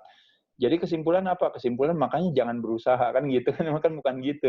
Tapi mungkin waktu berusaha atau mengusahakan atau berbisnis atau berusaha mungkin kebetulan caranya salah gitu loh. Jadi olahraga itu selalu 100% memberikan kebaikan. Kalau seandainya olahraga memberikan kecelakaan atau kesakitan, berarti pasti caranya salah. Nah, itu satu ya. Dan yang kedua tadi, kembali lagi, tujuan daripada memakai yang namanya protokol sehat proteksi dari luar dengan memakai misalnya masker apa, itu kan masker kan sesungguhnya kan dipakai untuk misalnya di ruang operasi dan sebagainya ya, atau misalnya di tempat-tempat tertentu yang memang tingkat polusi atau polutannya tinggi gitu, atau toxicity-nya tinggi, termasuk juga misalnya daerah yang berkuman misalnya ceritanya dalam hal ini. Jadi dipakai sebagai sesuatu yang sebenarnya bijaksana saja. Tapi kalau kita lagi olahraga, kita membutuhkan oksigen, lalu kita memaksakan hanya karena sebagai warga negara yang baik, kita pakai, kita tutup, dan akhirnya kita harus menghirup CO2 gitu yang jadi racun. Nah, pada saat itulah gimana caranya? Tujuan kita kan sesungguhnya kan adalah untuk mengoptimalkan supaya kita punya kemampuan bernafas yang baik gitu. Nah, tujuan pakai masker ceritanya supaya kita tidak terkena penyakit infeksi ceritanya nih ya. Yeah. Dengan harapan kalau kita penyakit infeksi nanti saluran pernafasan kita terganggu gitu. Yang ada kita sekarang lagi olahraga butuh udara gitu, kita tutup sama maskernya, kita jadi justru mensabotase sendiri gitu kemampuan kita untuk bernafas, bukan hal yang bijaksana. Makanya saya katakan adalah sebuah pendekatan itu tidak pernah bisa one size fits all. Yang harusnya itu adalah yang disebut namanya precision and personalized medicine, precision and personalized public health. policy. Precision and personalized nutrition, precision and personalized training atau exercise. Makanya kalau seandainya semuanya disamaratakan, makanya yang terjadi, makanya kerancuan seperti hari ini. Banyak orang yang justru nggak diperbolehkan harusnya memakai masker gitu, tapi karena dalam tanda kutip seolah-olah harus menjadi warga negara yang baik dia pakai, tapi terakhirnya akan menyakiti dirinya, itu banyak sekali dan itu tidak ada yang bertanggung jawab. Nah itu yang maksud saya yang harus selalu dievaluasi. Mudah-mudahan pengambil kebijakan kita juga punya kecerdasan akan kesehatan yang lebih tinggi ya, nggak sekedar cuma compliance atau yang penting adalah nurut. Saya rasa bukan hal itu. Makanya kenapa Indonesia dikenal sebagai negara yang demokratis kan sebenarnya di situ. Jadi demokrasi dalam banyak hal, termasuk juga dalam demokrasi dalam hal kesehatan gitu. Karena kesehatan sendiri itu kan adalah hak asasi manusia. Jadi kita nggak bisa, negara nggak bisa memaksakan sesuatu untuk orang melakukan sesuatu, apalagi sampai udah masuk dalam tubuhnya, gitu ya. Kalau seandainya bisa melakukan hal tersebut, ya sekarang pabrik rokok semua udah ditutup pasti ya. Pabrik gula udah ditutup juga semua. Karena itu semua kan penyebab kematian nomor 1 ya, obesitas dan rokok gitu ya. Tapi kan kenapa nggak ditutup? Dan kenapa dibiarkan? Karena jawabannya karena setiap orang punya hak asasi masing-masing untuk memilih gitu. Jadi saya rasa juga sama dalam hal masker, dalam hal yang lain, saya rasa itu sebenarnya vaksin itu sebenarnya pilihan masing-masing orang gitu. Jadi ketika itu dipaksakan pada saat itulah nanti sebagian dari kita nanti akan hidup dengan konsekuensinya. Itu menurut saya bukan hal yang bijaksana. Luar biasa, Mas Aderai. Mas Ade, pernahkah Mas Aderai merasa situasi tertentu ya seperti jenuh lah untuk melakukan kegiatan yang dilaksanakan? Pernah mengalami seperti ini? Kita ingin tahu juga. Ya, saya rasa kejenuhan kan satu hal yang wajar ya, kebosanan satu hal yang wajar. Kadang kita bisa melakukan hal-hal yang sifatnya rekreasional, rekreatif, yang kita mencoba untuk refreshing dan sebagainya ya. Tapi kembali lagi, kejenuhan itu sebenarnya kita bisa siasati dengan banyak hal. Kayak kita olahraga, kita bisa tukeran tempat olahraga, tukeran jam olahraga, tukeran urutan olahraga, tukeran teman olahraga gitu, tukeran hari olahraga, tukeran baju olahraga. Jadi banyak yang bisa kita lakukan sebenarnya siasatnya untuk membuat kita tidak bosan dalam melakukan aktivitas olahraga gitu lah ya. Jadi saya rasa tergantung kreativitas kita. Tapi kalau saya ditanya bosan nggak olahraga, saya lebih bosan lagi kalau sakit gitu. Jadi lebih baik. Oke, luar biasa sekali. Tetap olahraga. Luar biasa, Mas Ade. Ini pemaparan dan sharing yang luar biasa. Dan Mas Ade, mungkin kalau tidak yang bertanya, saya bertanya 1-2 lagi. Nanti kita akan closing di acara ini yang luar biasa hari ini. Dan Mas Ade, fitness center dari Mas Aderai sekarang sudah berapa lokasi ya, Mas Ade? Sampai saat ini. Ya, saya punya sarana olahraga, satu hal yang saya syukuri sebagai sebuah kontribusi saya terhadap masyarakat untuk punya pola hidup yang sehat. Luar biasa. Pusat kebugaran itu sama kayak pusat pendidikan lah atau pusat edukasi gitu. Jadi di sana ada sumber daya alatnya atau alamnya, di sisi lain ada sumber daya manusianya. Jadi seperti di sekolah ada gurunya, ada dosennya, di tempat olahraga ada pelatihnya, ada trainer, instructor, personal trainer, group exercise coordinator dan sebagainya ya gitu ya. Saya rasa dan yang paling utama kan sebenarnya saya menciptakan masyarakat sehat dengan menciptakan lingkungan sehat sih sebenarnya gitu ya. Kami ada di beberapa tempat lah di Indonesia gitu ya. Kebetulan yang memang saya tinggali sekarang ini ada di Bandung gitu. Kita ada di Jakarta, ada di Bali, ada di Samarinda ya. Kita ada juga di beberapa tempat ya seperti Cibubur, Cikarang gitu ya. Ya kurang lebih itu Bandung, Jakarta, Bali, Kalimantan, Cikarang. Ya gitulah, nggak penting sih sebenarnya di tempat saya. Olahraga bisa di mana aja. Luar biasa ya. Ini dan membuat orang menjadi sehat. Ya. Ini bisnis franchise ya, Mas Aderai ya? Misalnya kalau ingin buka di luar dari tempat itu, bagaimana, Mas Ade? Mungkin. Ya bisa Pak. Kebetulan emang yang saya miliki cuma satu sebenarnya, cuma di Bandung aja. Yang kami kelola di Jakarta dan di Bali. Tapi selebihnya yang lainnya franchise. Ya. Yes, Pak Edi. Ada yang ingin franchise-kan fitness center Mas Ade? Silakan ya. Ya. Silakan ya. Ya, dengan Silakan. senang hati. Dengan Silakan senang ya, hati dapat dibantu. membuat masyarakat Indonesia menjadi sehat dengan fitness, itu adalah hal-hal yang baik yang untuk masyarakat semuanya. Nah, Mas Adirai, ini Ya, amin. pertanyaan terakhir, Mas Adirai. Visi maupun tujuan yang ingin dicapai Mas Ade ke depannya. Ya, jadi mungkin saya sih sebenarnya nggak punya cita-cita atau misalnya apa ya mungkinnya pamrih untuk bagaimana nggak ada, tapi saya hanya tahu diri dalam arti apa yang bisa saya lakukan buat diri saya dan orang lain saya jalankan aja. Mungkin satu hal dalam situasi hari ini terutama ya Pak ya, Yes. memang kecerdasan masyarakat di Indonesia tentang kesehatan itu masih sangat rendah gitu, sehingga jadi kita itu mudah akhirnya memberikan hak sehat kita kepada orang lain gitu ya untuk mengelolanya, sehingga yang terjadi nanti makanya tidak boleh terjadi penyesalan nanti kalau seandainya karena membayangkan nasib kita itu di tangan kita sendiri. Nasib adanya pemerintah, adanya fasilitas itu dia mendukung kita. Tapi tetap kembali nasib kesehatan kita di tangan kita sendiri, di tangan perilaku kita sendiri. Bahkan berdasarkan statistik, hampir 90% kesakitan itu disebabkan ulah perilaku kita sendiri. Bahkan kalau kita berbicara comorbidity atau pre-existing kondisi yang membuat penyakit infeksi itu jadi dianggap berbahaya, itu juga kan karena ulah perilaku kita juga. Yeah. Jadi makanya membayangkan kalau ulah perilaku kita sehat, ya penyakit apapun silakan saja hadir datang, nggak ada masalah. Ibarat kita hari ini kalau hidup juga tiap hari juga akan penuh stres, tiap hari akan penuh dengan berbagai pressure gitu ya. Tapi kita bisa merespon dengan baik karena kita adalah responsible person gitu ya. Kalau memakai kata kembali lagi Stephen Covey itu 7 habit itu yang the first habitnya kan proaktif, itu yang being responsible, artinya punya ability to choose our response terhadap banyak hal termasuk responnya dalam hal kondisi hari ini gitu ya.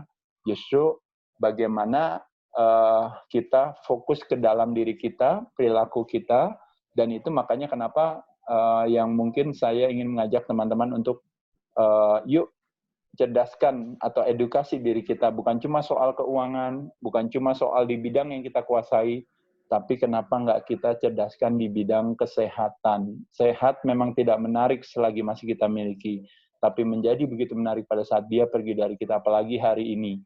Semuanya nggak akan terjadi tanpa kita punya sehat. Jadi mumpung masih sehat, yuk kita jaga, dan sehat itu mudah dan murah kalau budaya kemandirian yang kita terapkan. Tapi kalau hari ini budayanya ketergantungan, maka yang terjadi adalah solusi berbayar, bukan hal yang bijaksana.